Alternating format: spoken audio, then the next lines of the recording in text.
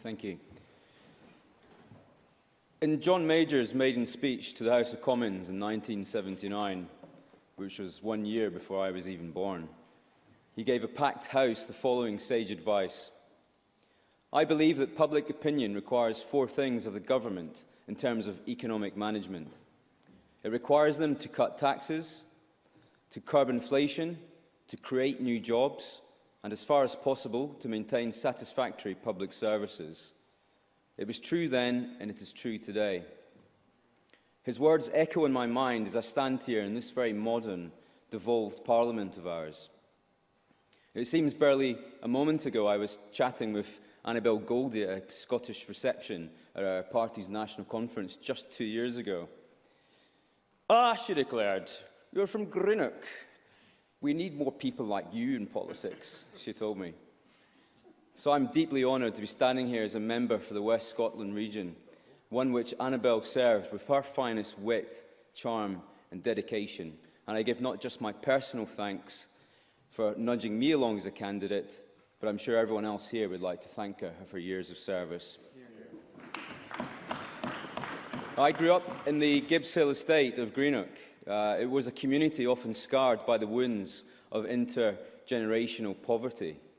We played on the streets as children in Kerr-Hardy Street and on Lansbury Avenue, great names of the socialist movement. But much has changed, both politically and economically.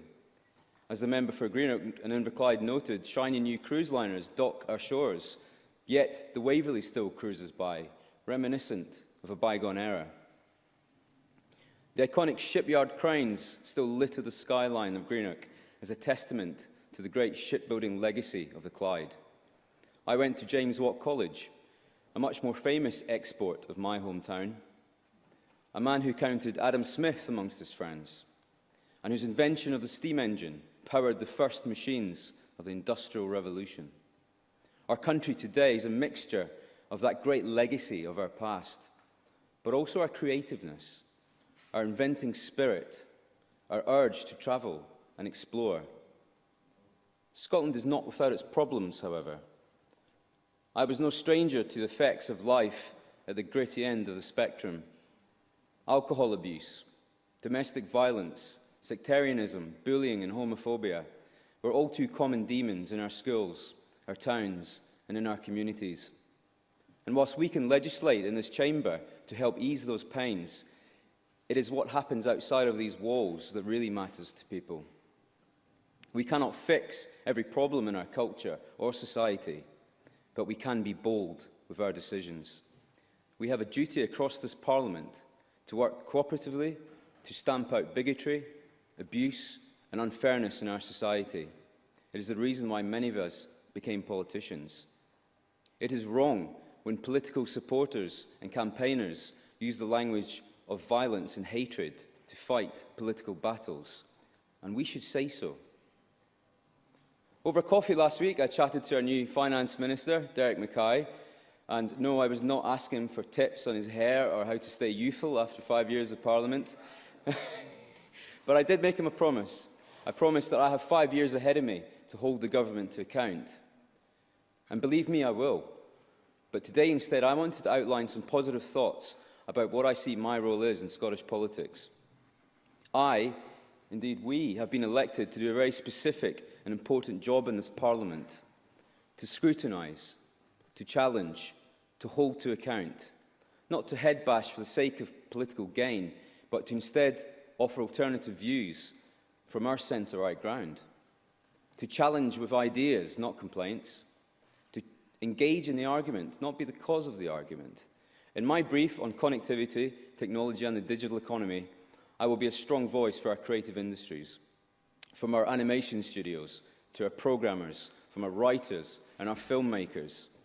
And rural broadband is not just nice to have, it is a must-have. And for some, 5 years is too late a wait. And how super fast will it be?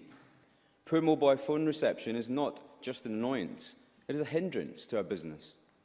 I have speeds of less than 1 megabit per second where I live in North Ayrshire, and those are speeds from the 1990s, back when apples were things that you ate, not things that ran your life.